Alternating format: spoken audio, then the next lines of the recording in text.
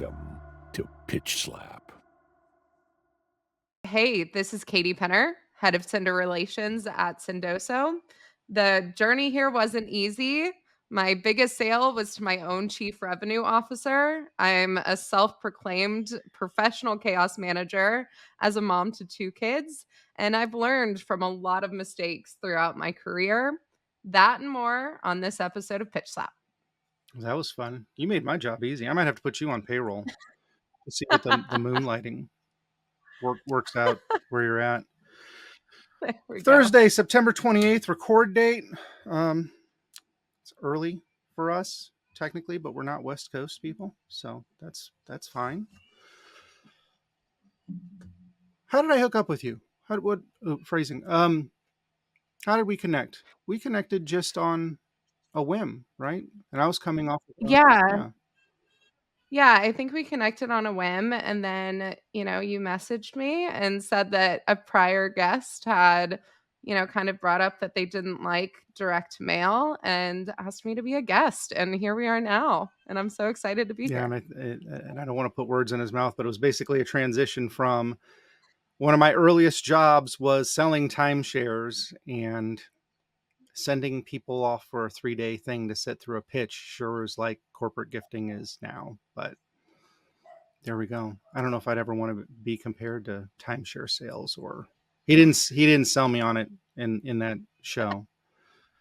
Yeah, not really sure how that's related. What I kind of see is that when people are totally against utilizing gifting as part of business, it's because of this non-understanding, right, of the effective way that it can be used. They're just looking at the, hey, in exchange for 30 minutes of your time, I'll send you X as the approach. And it's actually what we preach against. So, it's interesting to hear that, but I'm sure that he's just not super educated on the most effective ways to use it. Then neither am I. And maybe we should just jump right in to that as the topic. I mean, my perception has always been I'm not a good salesperson. I'm not a good consultant. I don't have a great product. I don't understand my product. So I can't initiate interest any other way than saying I will give you trash and trinkets that are worth far less than your time is, or I'll give you an Uber Eats gift card, or let's just a Grubhub gift card, and for $20, and take an hour of your time, because you're a professional of some seniority that you can make a buying decision. You probably make $300 an hour. Is this the best? Is my $20 exchange really worth it? And I don't know. I'm usually offended when I'm offered it. Now, granted, I have a couple bottles of bourbon on my shelf that came from corporate gifting, but I don't know. I'm one of those people.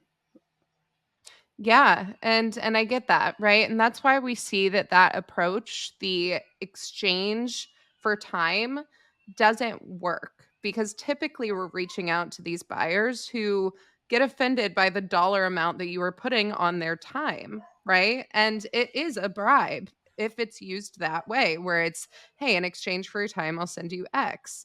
And what we actually preach, and a huge part of my job, is to teach our customers teams to use gifting as a relationship building tool, right? So for SDRs, a relationship building tool to capture attention; for AEs, a relationship building tool to progress that deal through the funnel, get more stakeholders curious about what is going on so that they enter that buying cycle faster. And the way that you can actually do this is very easy, right? In your messaging, just separating the company's value prop and the ask for time from the gift offer. And probably the simplest way to do this is by inserting the gift in a PS, right? So, hey, saw you loved bourbon on LinkedIn, enjoy some bourbon on me, right? Very, very simple, not connected to an ask, right? But we see that law of reciprocity still come into play, where if I have done my job, I have not only made my value prop relevant to you and your position, but I've also shown you that I've done research on you as a human being, right? So you're way more likely to respond to me and engage with what I'm offering you. Okay. So do you want to do the pitch? Do you want to try and sell us into? You said these different points in the process, these different individuals, and Mhm. it's Pitchslap. So let's say you are with Sendoso. Yep. Sendoso has a focus on doing this the right way as opposed to just doing it. I'm getting behind that all the way. You got Amazon integration, Chrome extension, Salesforce plugin, probably more stuff, but those are the tools that I've used. Yep. And Yep. again, I've always avoided it, regardless of seat. Marketer, AE, prospector. I haven't felt great about it. And so, what's the Yep. even when it's a charity donation? I know that that's really picked up lately. Mhm. How do we in gifting? We're going way off track from what the show normally does, and I'm enjoying that. So thanks for letting me do that. And it's terrible because I sent you all those prep materials, and we're not anywhere near it. But let's Hey, it's okay. we'll cover this, and then we'll boomerang back to how we're supposed to be doing this. Where's the feel good come from? That might be a tough question. Oh gosh. Okay, well let me ask you a question, right? What is probably the most memorable gift that you've ever received in your life? The 10 minutes back at the end of most meetings. Okay, physical gift, Oh, let me clarify. well, then we fall into the child scenario.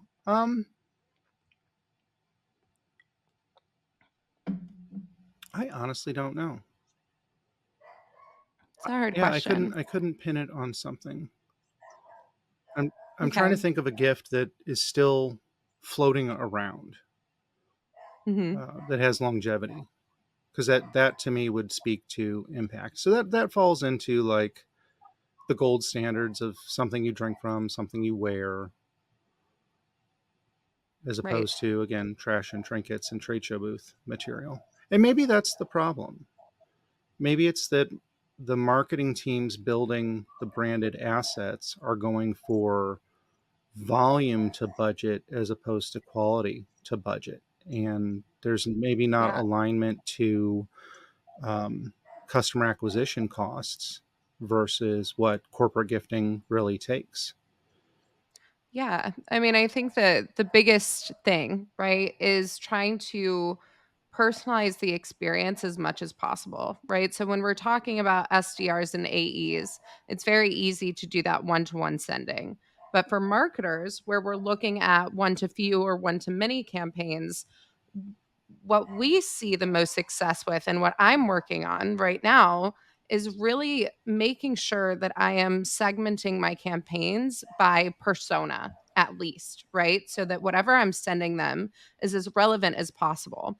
And I want to take it even a step further and provide an experience, right? So one of the things that I'm working on now is a locked box that will arrive at their door. It's going to be labeled the Field Marketer Survival Kit, right?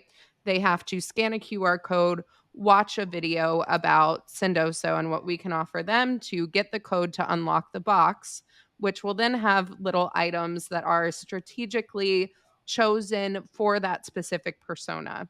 So, if we put ourselves in that field marketer's shoes, they are constantly traveling. They're attending these in person conferences that are exhausting, right? So we are going to put in there a branded Sendoso box cutter because everyone forgets their scissors at in person A events. multi-tool for sure. Shoe Yep. insoles and a fresh pair of socks. Yep. Spare pair of laces. We all seem to break laces Yeah. traveling. The field marketers do. Yep. What else are you throwing in there? Disposable gloves? Yeah. Mints, because you don't want stank breath at your No, it's about booth, checking the right? salespeople on theirs. Yeah, exactly. You'll have some to hand out. And then, the CTA of this kit is going to be a gift card. You're going to take it out of the, custom cut foam and see that it's $100 gift card for either a spa day or an Airbnb. Then on the back is actually a QR code to then book a meeting, right? So this is I want to ensure that with direct mail campaigns, we're not only being targeted with what we're sending to someone so that it feels like it was curated exactly for them, but also to provide these really fun and delightful experiences. I think that that's really the root of what direct mail can offer a business is this opportunity to delight people. That we're talking prospects, we're talking customers, right? If you look at a brand like chewy.com, for example, right? Chewy.com is a B2C company, but and they offer a ton of great perks to their customers, right? Like 24/7 customer support, all of that, kind of traditional stuff. But what really sets them apart is that they gift, which is really interesting for a B2C company.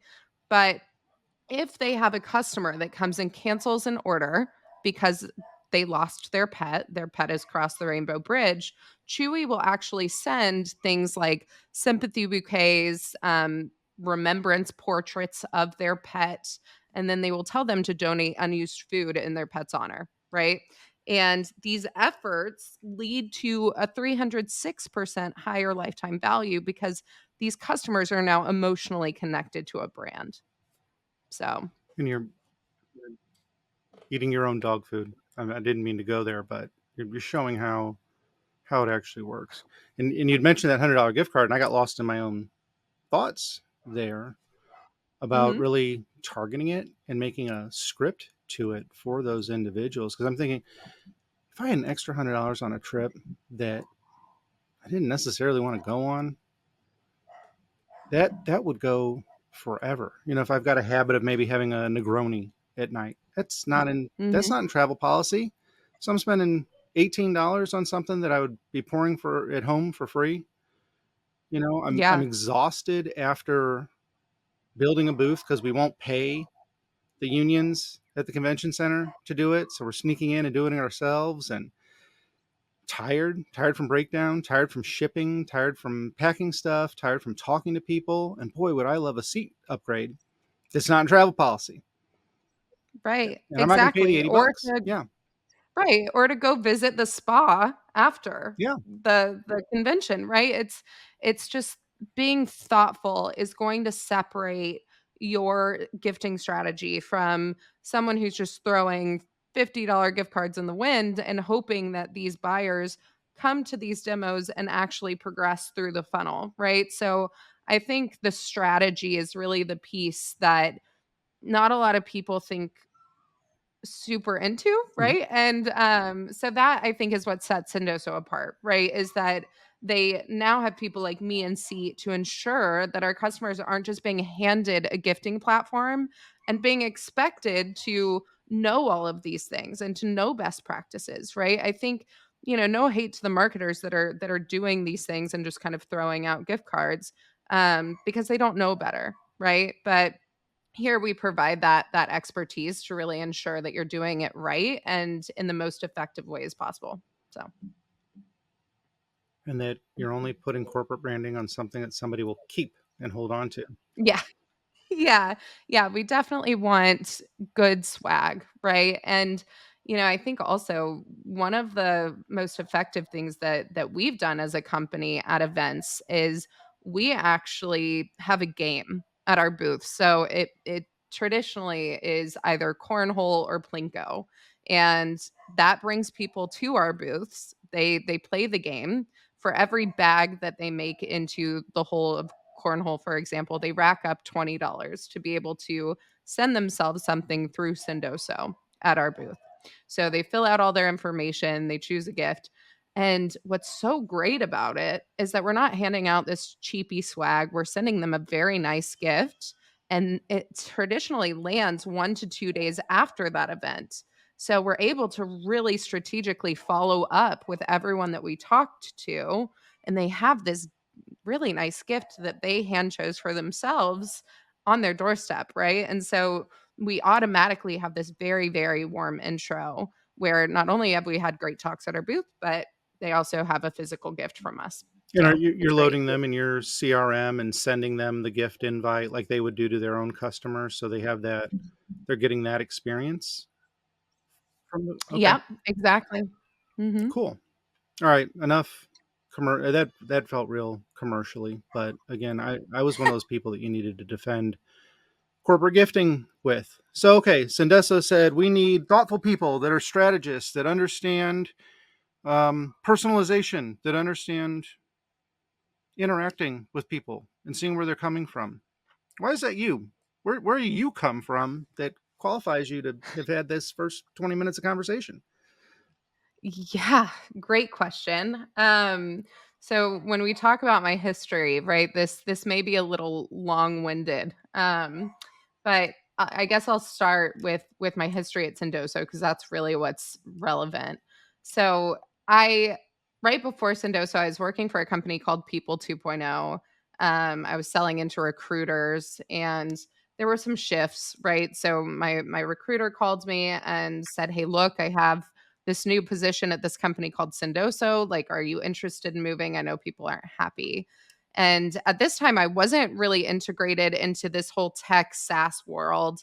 So I'd actually never heard of Sendoso. I remember calling two of my cousins who worked for different well known SaaS companies at the time. And they actually both raved about Sendoso and were both customers. So did my own research. One thing led to another. I fell in love with Sendoso and I became a commercial SDR at the company in January of 2021. And after 6 months in that role and averaging 147% of quota, I was promoted to enterprise SDR, stayed in that role for about 5 months, then made probably the biggest and most important sale of my life to our CRO at the time and was promoted to lifecycle marketing associate, where I took our sequencing from 2 to 3% reply rates up to 18 to 26%. I also ran some successful direct mail campaigns in that role. And then after 6 months, I became the manager of business development and sales outreach. Led a team for a little over a year, then was promoted again to head of business development strategy and enablement, where I helped not only our internal team, but also our customers with their sending strategy and implementation.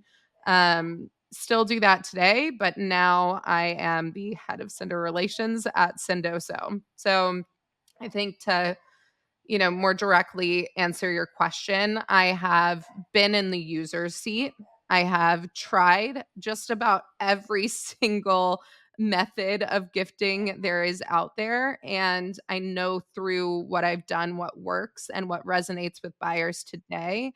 And now I have this incredibly unique perspective as, a seller turned buyer so quickly that I'm able to apply to this strategy.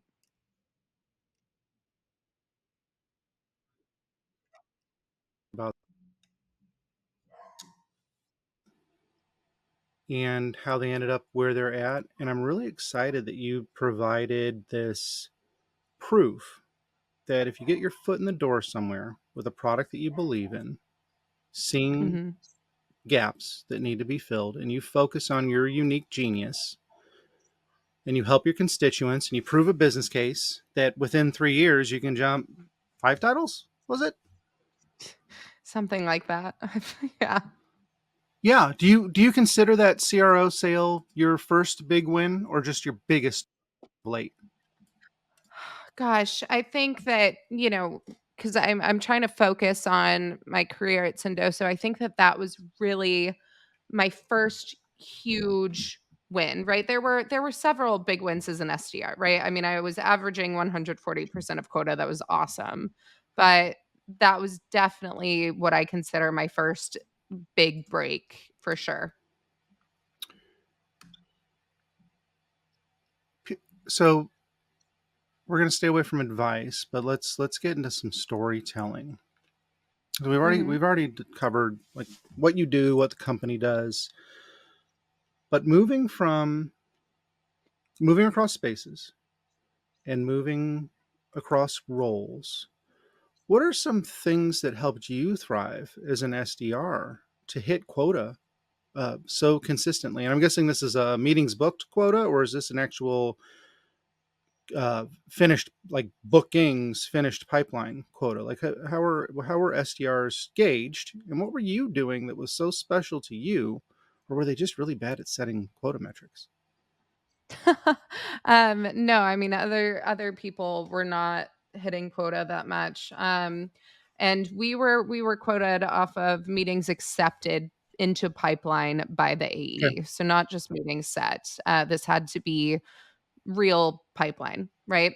And I think what really set me apart was the messaging and the approach and kind of the creativity. Now, I will say that I think what buyers want today is different than what they wanted in 2021. I think buyers today are demanding a more personalized and relevant experience, right? We know that from data. 86% of buyers are demanding it.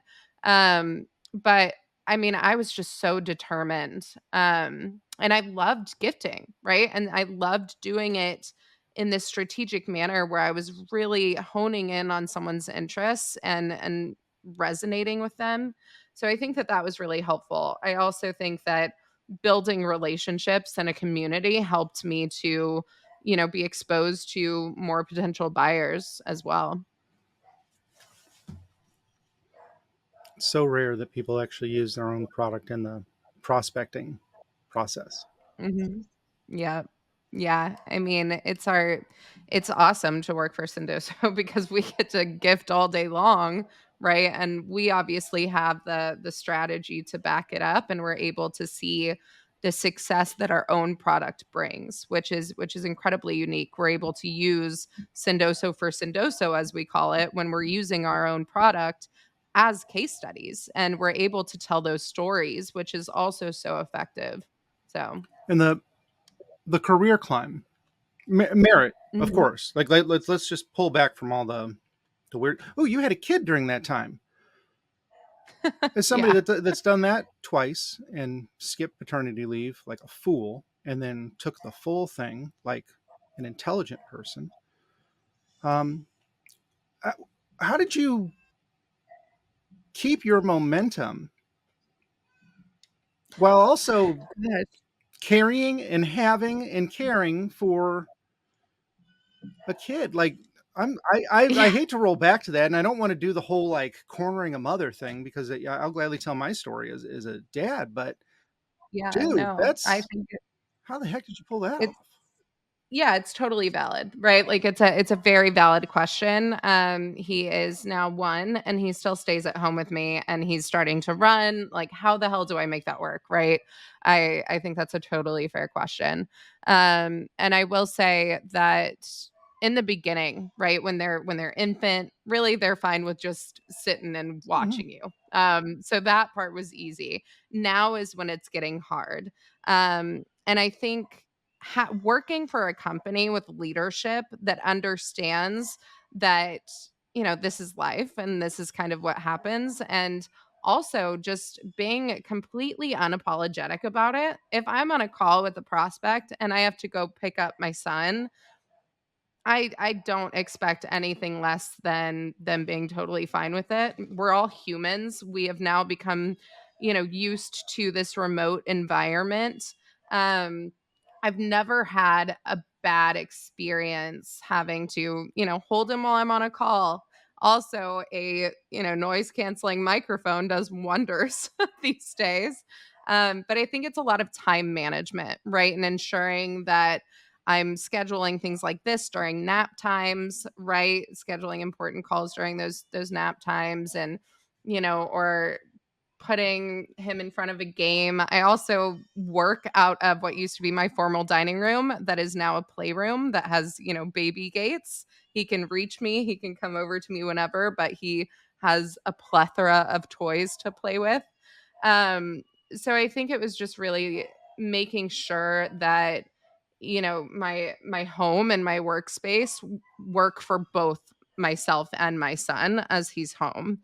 um and just staying true to the goals that I have for not only myself but for my family, and understanding that got to get work done to get there, and sometimes it does take hopping on my computer at 6 p.m. or 8 p.m. when the kids are asleep to get some things done. But I have goals in mind for my kids and for myself, and, want them to have the best life possible. And that's ultimately what drives me. And, I think I'm pretty level headed. I think what may stress other people out to no end, I'm just, kind of keep calm and carry on throughout So the you have day. to. I Hmm. do like we're getting in that moment where everybody, for some reason, wants to pay a landlord. So we're chasing Yeah. this RTO, and it feels that it's just managers don't trust people. And when I was a manager, when I had a company, I was paying people hourly. I hated doing that. I always wanted to pay performance based, but that's not legal.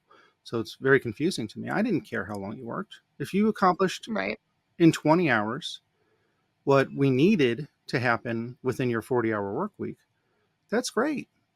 Still going to pay you for the full 40. We're paying you for the result and the effort. So I think it's folks like you that understand, like, still have to do my full day, but I just break it up over the course of the day. Are the people that are Yeah. going to prove that work remote, not just work from home, but work wherever the hell you want to, is is important. And it's going to make a stronger work ethic. And the people who can do it are going to show up. They're going to be top of mind for anybody. Yeah, absolutely. Like, I think it really just takes having people that have deep rooted goals in mind, and that is what drives them, right? I mean, and let's not get it twisted, right? Like, I have a calendar that is 8 a.m. to 5 p.m. solid booked pretty much every day. But, it's little tricks like having my camera off and, sitting on the floor with Archie during those internal meetings that I don't have to be on camera. And just making sure that he is content, whether that's giving him a snack while I'm on a call, or, having him literally right here out of camera and feeding him little baby Cheetos, right? Like, there's all these things. But yeah, I think ultimately throughout my career, I can say confidently that my work has spoken for itself. So I have never had to, fight for and prove that I was doing work. I just always have, and it's been apparent, right? And so with that comes this confidence that, I'm killing it Mhm. essentially, right? Like, I'm doing my job. I have the confidence of knowing that I'm doing my job. I'm not, worried that other people think I'm not. So I think that, that's also been very helpful is, having that strong internal brand. People are confident that I am completing what I need to be doing, and I'm really putting my best foot forward for the company. Confidence is something else. That internal dopamine kick where you also have something to show somebody else is so huge and so cool. And it's sad that there are a lot of roles that don't have that. They get things done, and they're the unsung heroes. Yeah. Yeah.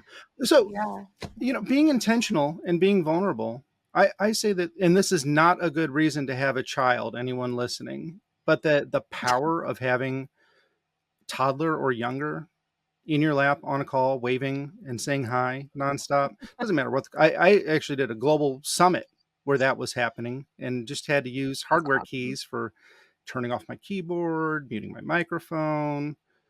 But there's I think in we were talking about gifting. You're talking about this adaptation of lifestyle, this integration of lifestyle. Got two Mhm. questions for you. Let's go into work life balance. It doesn't seem like you've lost that at all. So let's just say that's answered. Work life balance is manageable. You just have to find the time and be efficient and diligent. Perfect. Does that Yep. count? Is that a good answer? Yes, But then let's talk absolutely. about you're talking about personalization. You're talking about gifting. You're talking about knowing your customer. You're talking about all these things that we're now packaging into that community led growth, CLG acronym Mhm. flavor of the month. Yeah. Um, and you chortled there. Oh, that's what we'll call it. Snicker. It was more of a snicker. What do you, based on that, community led growth is? Was it because this is something that everybody should have been doing all along? Is it something that we need to be more practiced in? Is it something that is coming along but it's nascent? Like, where do you stand with that hot topic? Yeah. So, it's interesting because I was not someone who engaged on LinkedIn for the longest time. And I would say probably within the last year is when I really started building this community. And it has blown my mind the impact that community can have for your company, for your career. I mean, it's just absolutely incredible. And this is a debate that I've had several times is like, the traditional methods like, digital ads and those sorts of things, they're not as effective these days statistically, right? Whereas we see more and more companies leaning into this community-led growth, hiring these chief evangelist roles similar to kind of what I'm doing now to build this emotional connection to a brand. And so many people are seeing success with it, right? And it comes in so many different forms. If you look at companies like Audience Plus, right? They are all the rage right now. All of these companies like Hockey Stack and Lavender are creating these streaming platforms for the community, right? Where it's edutainment and it's fun and people can learn with little sprinkles of your company, but really it's just for the community to learn, right? And ultimately they get emotionally connected. And so, yeah, I think that I'm very lucky to work for a company that is prioritizing this. I think that companies that are not starting to do this are going to regret that later on down the road because we're seeing so much success with it already. So, Nobody follows a company page unless they work there. And company pages yeah. interacting with posts, unless you're Wendy's or McDonald's reminding people that the ice cream machine is broken. Like, how do you should number one, should everybody be a creator? And we'll roll back to the Ratatouille. You got a 7-year-old too, so Ratatouille's gonna land. Everyone can cook, but only few can accomplish greatness. Like, should everybody be a creator? And should every company be a creator? Should they rely on the people that work for them? I think everyone has a voice, right? And I think one of the biggest mistakes that potentially I'm still making today is that I don't really narrow in on what I'm talking about, right? I want to keep LinkedIn fun. I think that for other people, right, what they should really kind of think about is what is my specialty? What am I a master at? What have I mastered in my own craft, right? What can I teach the world? And if you have something like that you've really excelled in that might seem easy to you, but may not seem easy to others, right? I think that is worth sharing. And I think from a company standpoint, right, what the biggest mistake that I see is companies just posting about upcoming webinars. We have this upcoming event, we have this webinar, here's a new product feature, right? If I am not a customer of yours, I don't care about any of that content, right? So I think that as long as from a company standpoint, you're going to provide content that is fun or that is educational on a broad level and helpful, then absolutely you should try to create, right? I think it just all boils down to, what is your mission? What is your goal? And what can you offer other people? And how can you help them? And that's really been kind of my philosophy as I've, started this kind of LinkedIn creator journey. And, so far it's been very good to me. So We came full circle. We went right back to why you do customer advocacy, why you do education, and the value of it to the company and probably your personal brand as well. There's probably a lot of this that's portable that, God forbid, when you leave Sendoso and find the next adventure. they'll have to kick me out. But yeah. Oh, there you go on that one. Back to I back love to you as opposed to bigger topics. Mhm. What was your first community or selling related role? Is there a good story behind one of these? Oh man, my first community or selling role. Gosh, I mean, you know, I, we both know about my experience at my first role from just Mhm. chatting wasn't the We best. won't give them So any maybe airtime, so we'll just keep moving on. yeah, I'll avoid that one. I would say like I'll talk about my most important like standout sales memory, Okay. right? Because I think that this is kind of a cool story. So obviously my career progression has been undoubtedly fast. I would say it was deserved, but it was definitely fast. So this quick, move from sales development to now marketing leadership has been insanely eye-opening, right? I've been able to recognize things that sellers are doing that are actually counterintuitive. So, I myself am feeling buyer fatigue now where I used to get so frustrated. I would write these amazing emails to prospects and be really upset when they didn't respond, right? But something that I was frustrated with as an SDR is now my current reality, right? So I guess this is a current state story. I'm dealing with over 17,000 unread emails in my inbox and I have to keep my phone on silent throughout the day. There's countless DMs.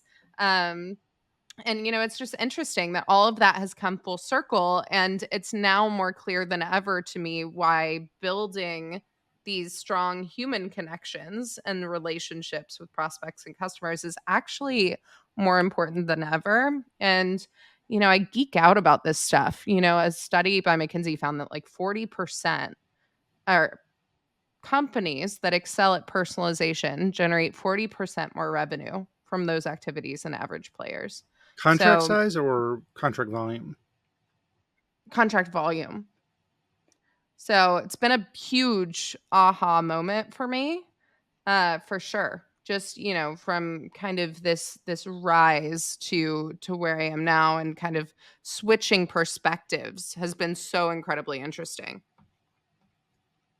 Well, it's also interesting, and the reason that I usually ask this question is just trying to figure out when people developed the interest. And a lot of them, it's like door-to-door sales as a kid or a paper route or Mm. something of that nature, and they fell into it long term. Oh, yeah. Or Yeah. and it, I definitely fell into it. Like, it was not intentional at all, right? Like, I got my degree in early childhood education, and that's then perfect for I dealing with AEs. yeah. Yeah, exactly. But then I had my own kids, and I just remember thinking like, "Wow, this is a lot." And I'm supposed to have a classroom full of 30 of these, and teachers are absolutely underpaid, unacceptable. And so, as I was finishing that degree, I saw a job listing for a field sales executive at Grubhub, and I was like, that's a great brand. Let's see what that's all about. And applied, not really thinking much of it, but I actually landed that job. And I fell in love with the art of sales, and it's just been sales ever since, and now marketing, and now this crazy tech SaaS world. So Mhm. yeah, fell into it for There you sure. go. We'll have to have you over on Sister Show. Hey, good chat, where we have the ed to tech conversation. Ooh, A lot of yeah, I would love people that. in that. I mean, even the my co-host, she's a formally trained social worker. She did the work and moved into employee That's engagement, moved awesome. into corporate social impact, into the tech sector. And so it's very Yeah. interesting how the lack of acknowledgement and appreciation, and most importantly, compensation, is driving Mhm. that. And then we don't have daycares, and that's why remote work is even more important than it used to be. And Yeah. you work out of a dining room. I work out of an office made out of Legos in my basement. Literally, the walls are, which is fun. Really? That's so cool. And I'm obsessed with Legos. I noticed that. I love building them. And Yeah, it's like one of my favorite things to do when the kids are asleep is build Legos. I really want the Titanic set. That's like my dream set, but it's like $800, which is absolute insanity, but I'm probably going to pull the trigger someday you got to soon. end up as the right prospect on somebody's list. Yeah, yeah. If anyone is listening to this and wants a meeting with me, I will take a meeting for an $800 Lego set. There might be the right education Hey, platform or community platform to do that. you never You, know. You you, never know. I mean, but that gift would be incredibly personalized. That's why it would be super effective. Just saying. there we go. There we go. And that personalization, you fell into one of my favorite jokes about webinars in general is that we all sign up for them so that we can block off an hour of our calendar and have some background noise while we're getting real things done. Yeah, I, yeah, and that's so I true. can't remember the last webinar that I signed up for that I either attended or paid attention. I mean, I will definitely say that, it is definitely a background noise situation for me. I'll have other tabs pulled up, but every once in a while, there is a webinar that is so relevant that I will hone in on it and stop working and actually watch. So, props to the companies that are able to capture attention like that and make things relevant. Who does a really great job of that? Goldcast. Hmm. Goldcast has this amazing series. It's called Sip and Share. And they partner with us for this, but so I might be biased, but they talk about topics over cocktails. So both of the, participants will be making cocktails, and for every registrant they'll actually send a cocktail kit too. So you are doing this activity, you feel included, right? But, if you're making a cocktail, you can't go open another tab. You're bought in, you're paying attention. So, I think that it's just a really cool way to actually get that webinar participation going for sure. That is neat. I've done a few of those, like Mhm. where you get bee habitat was the last one I got for Mm, corporate gifting, and watched a video. It was a webinar, but then there were interstitials on how to build this, and somehow yep. maintained a child's attention through the torture of a webinar and the let's cover in 1 minute 5 minutes worth of work on building this bee house. But yeah, no, that sounds great. My most Yeah. successful one, and I didn't do the gifting through you, and I'm sorry, was a book club when I was doing Oh, nice. nonprofit sales, and we were focusing on nonprofit tech, and there are a lot of great authors in the space there. And the Mhm. publishers kicked us over to a company called Lighthouse that you can buy the books for half price and they'll ship them for you. And it's hard Yeah. to beat. But Sendoso, you just go on Amazon and you send the person the Amazon link, and can you automate it through Salesforce if they attend, or whatever Mhm. tool? Splash that. I'm sure you integrate with Yep. everything, but yeah. Yep. Yeah, we can trigger gifting based on different signals. Really whatever makes sense for you and your company. I love that you brought up books. One of my favorite people, Caspian Luke, he was an SDR at Gong. He was recently promoted to a solutions architect, but that's what he would do to hit quota. He would send books to his prospects based on like who they were following on LinkedIn, and just really like send them articles all the time to educate them on different things happening in the industry. And that led to so many meetings for him because it wasn't, hey, I'm sending you a book for a meeting. It was, hey, I'm educating you. I'm acting as a thought leader. I'm sharing all of this information with you. So he did really good with that approach. So I love books too. I think that's awesome. And I will say that actually is one of the ones that landed with me. Actually, it's probably sitting on my desk. Julia Nimchinsky of Hype Cycle, who actually is recording Mhm. after you, uh, wrote a book called Reinventing Virtual Events. And It's that's where I awesome. started making the joke about signing up for webinars being a block on your calendar where you can actually get something done. And yeah, it ended up turning into like a consultation and a seminar with the team and a building program, and trying not to be those webinar style individuals. So yeah, I'll say Yeah. that the books that especially if if you can show that you have shared ethos or ideology, that's pretty cool. Mhm. Okay, thank you. The riffing is great. You help me understand why I do things sometimes. That's nice. What was your Yeah, I mean, I hope this has been good. well, I hope you've had Totally off script, but this yeah, is I was gonna say, fun. I was hoping you've had fun, because I honestly just do these for me. When we pull up the analytics report and we see that Even my mom didn't listen, so we've got 1.5 listens going on. That's no offense to you. Every guest is interesting and awesome. It's just nobody that I know wants to sit and listen to me talk for any period of time. So on that, what was your best mistake professionally? Or if it's a personal one that leads into something, if it's that story that you have to tell every dinner, but you get the eye roll from the spouse when you're trying to, go ahead and tell that one too. Oh god, I've never told this story, but I feel like I have to This is eventually. recorded. Um, Okay. yeah, I know. I think I'm ready to admit to this. So, I think the biggest mistake, professionally speaking, that I've ever made was something that I did back when I was an SDR. So, Sendosa, we have a fun brand. We're creative. We wanted to find creative ways to stand out to our buyers. I sent probably 10 like targets a video of me singing to the tune of gosh, what is that movie? They talk about brown paper packages tied up in string. These are a few of my favorite things. Gosh, I don't know, whatever. Anyways, I sang videos of me singing Okay. to prospects and I switched the language or the words to Sendoso stuff.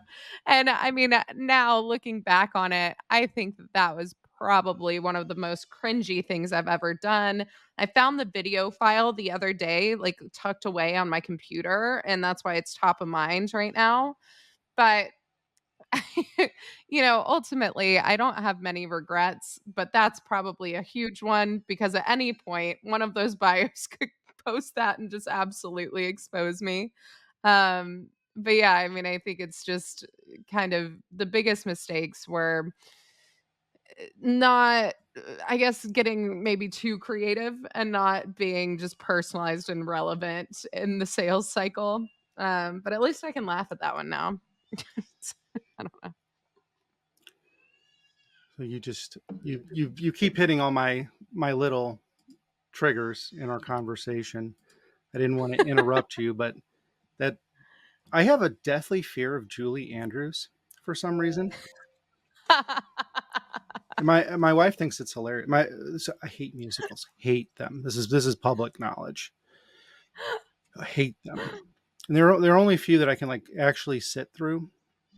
And Yeah. and one of them is The Sound of Music, which is where that's from.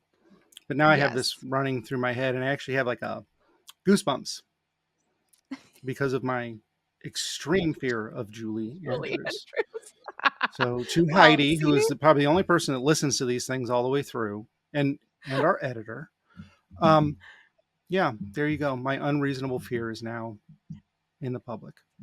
Yeah, I mean, well, obviously other people have this Julie Andrews fear as well because I remember like sending these off and then getting I got one response that was this is creepy. So I mean, of course, all of that stuff led me to where I am today, but it probably wasn't like the smartest approach at all. So, especially as an enterprise SDR reaching out to enterprise ATL contacts, like it was just silly. So, but every mistake is a learning opportunity for Yeah, sure, and we got better from there. iterate. Pick a better song. Yeah, exactly. I'm a huge fan of interrupts and disrupts. Maybe did you ever? There's a platform. I don't know if it's still around. It's called Bobcat in a Box, and Mm-mm. you put some No, what is keywords that? in, and you set a budget, a monthly budget. And this was before AI. It probably uses AI now, and I'm gonna say AI like 6 more times so that our SEO we can use it a little bit better and rank higher. AI, AI, AI. Anyway, AI. yeah, AI. hi, AI.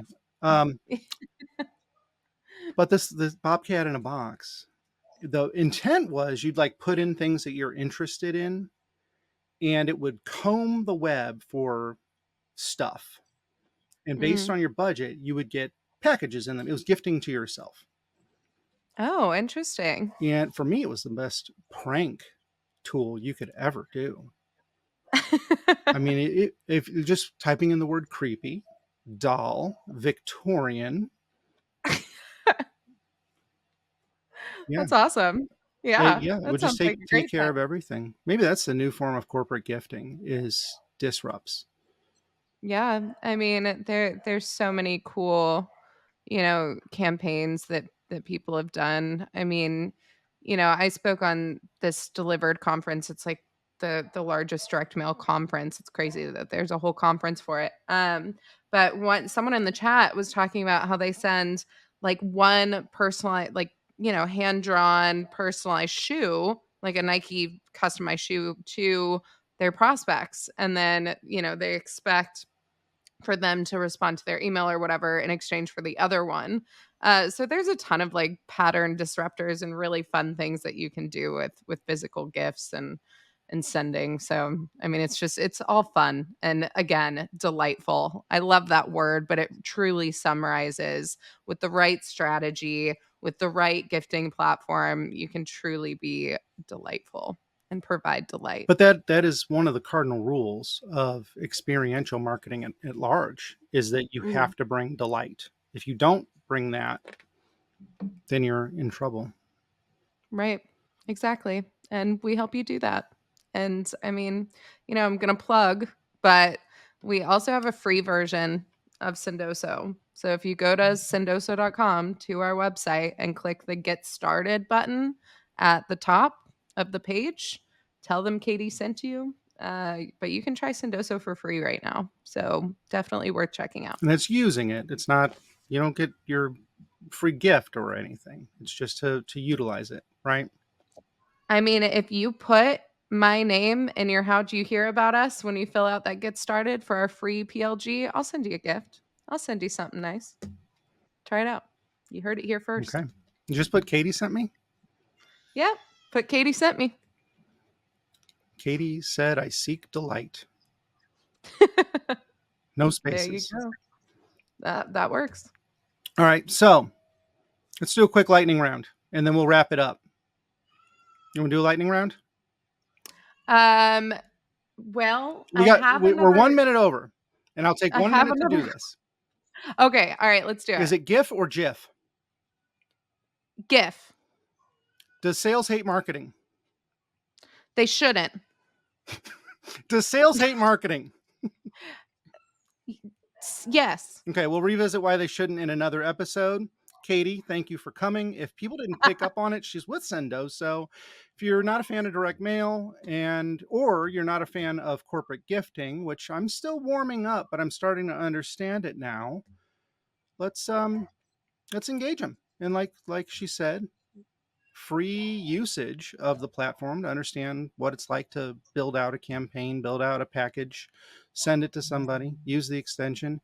And if you put that Katie sent you, she promises not trinkets. It's not going to be an ESG nightmare of postage, shipping, extra cardboard, wrapping, and something you'll throw away as soon as it shows up. Yep. I promise it'll be good. Thanks for coming on. And I am going to harass you about coming on the EdTech panel.